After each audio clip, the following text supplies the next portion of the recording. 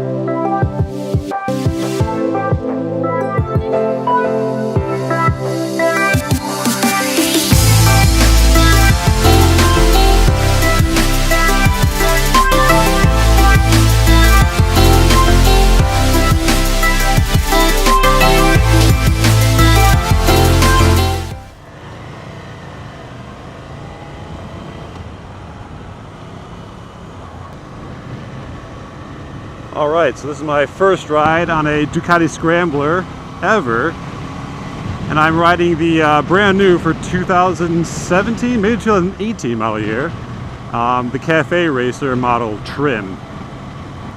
And like I said before, we are test riding these during the Dream Cruise down Woodward.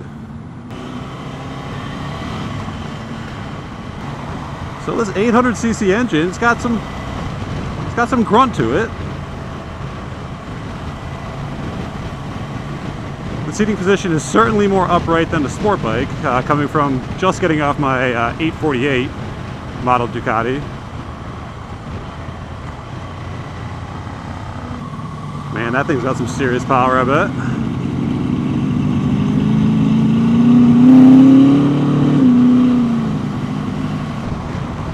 I love that generation Corvette.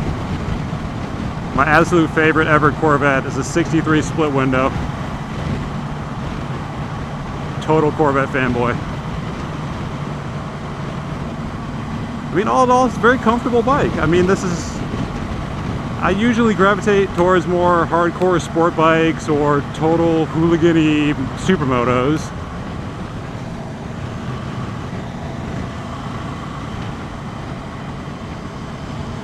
But I mean, this would be a great bike to like commute, and not commute like distances, but like commute to school, commute to work, commute around town, you know, throw a backpack on, that kind of thing.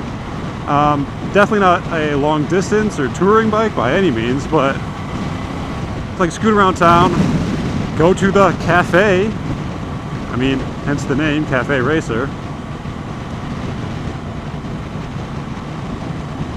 And just a little bit of history for y'all, the name Cafe Racer originates from the Ace Cafe in England, where the cafe racers would go to and they'd race a mile out and a mile back to the cafe, and then thus these style bikes were deemed the cafe racers.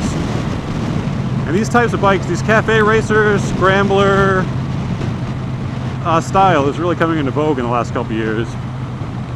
I can see why. They're good all-around bikes, maybe even a first bike. I mean, this bike definitely doesn't have the kind of power that's going to get away from you.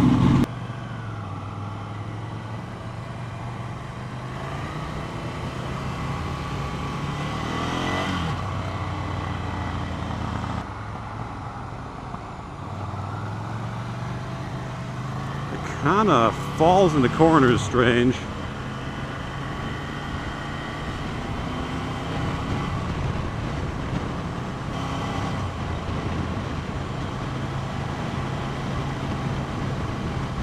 We are test driving these in Michigan, so we have a complete lack of any true twisty roads to actually test the handling of these on.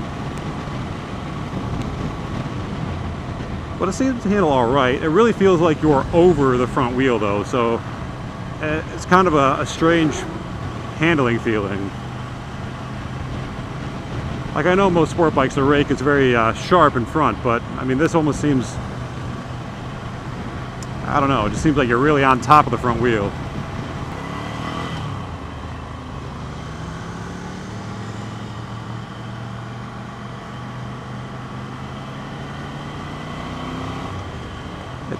It definitely moves. I mean, from a stop, it's got some torque.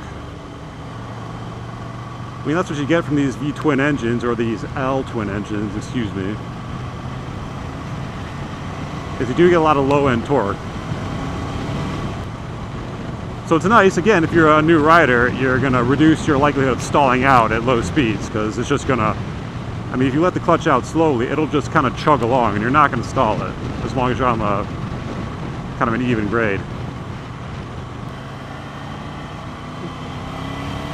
Gotta love a C7. Okay, Michigan road test, let's go.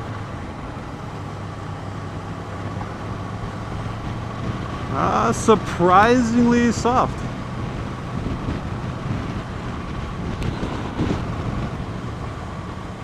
I don't think this guy is very speedy. Sometimes you get in these group rides and the first dude, especially on a straightaway, will take off and let you give it the beans a little bit, but I think our leader here is a little more law-abiding.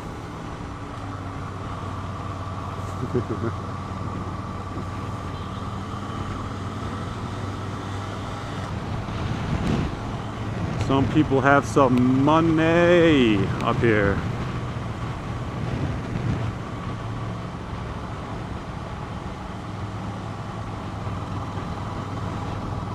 Come on, dude, we can go a little bit faster, can't we? I'm not even doing the speed limit. Okay, so the sound. The sound is good. You're definitely not the god of hellfire on this bike. I am the god of hellfire! You got a chainsaw? Oh, yes! This one is actually equipped with the Termagani, or the Termi pipes. An optional extra. And it adds a little bit of note to it, but nothing substantial.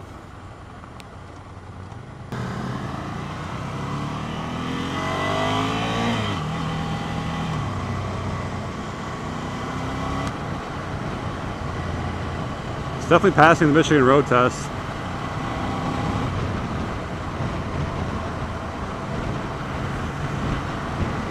So yeah, the sound is good. It's a little bit of throat kind of burble to it, but you know, you'll definitely, you won't hear this bike at the local bike night meeting.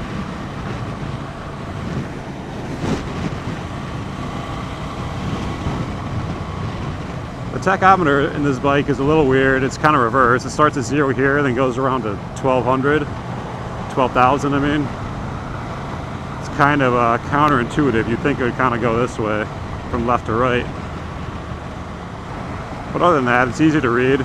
Nice big readout. I don't know what kind of settings it has on it, but it's functional. There's another cafe racer.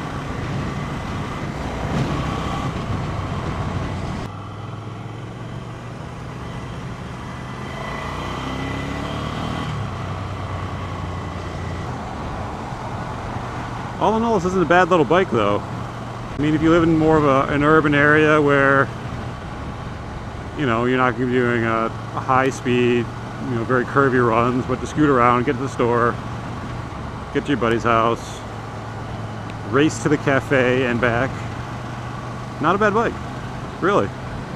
Not a bad beginner bike either. I think for a beginner though, I would go with one of the more traditional Scrambler models, more upright. But yeah, I think one of these more traditional upright Scrambler models would be better for a beginner, but I mean, all in all, very easy to manage powertrain, Very approachable bike. Decently low seat height. I can see how this bike could inspire a lot of confidence from a newer rider. And be a bike that you're not going to grow out of immediately. It's not going to be like a Ninja 250 that, you know, after you get a couple months of riding under your belt, you're going to be like, forget this noise. No, this is a bike that you could definitely use and enjoy for a couple of years before you really are like, okay, it's time to get up to a monster or a sport bike or what have you. Oh, very nice bike though. I mean, it's very agile. Like I was talking about, the rake on the front wheel is so, I mean, you're so close sitting over the front wheel that it's very flickable. It's almost too much. That when you're going around like a right-hand turn on a normal road, you kind of like fall into the turn a little bit too much, have to overcorrect the other way. And that might be exclusive to this Cafe Racer model with the lower clip-ons. Give it the tall guy score. After half an hour or so, I guess at this point, my ass is sore due to being kind of pressed up against the rear bolster of the Cafe Racer style seat. I can't scoot back anymore, so my legs are a little crunched. I'm not sure that I would buy this bike for myself, just based on the ergonomics of that respect. Maybe I'll have to try one of the other Scrambler models. Yeah, it just really falls into the corners. Why do we pick the slowest roads in the world? Are we not going the highway at all? I guess not. I mean, I guess these aren't highway bikes. I mean, they certainly have the displacement to get up and go on the highway. I wouldn't mind checking them out. Nice, nice, nice.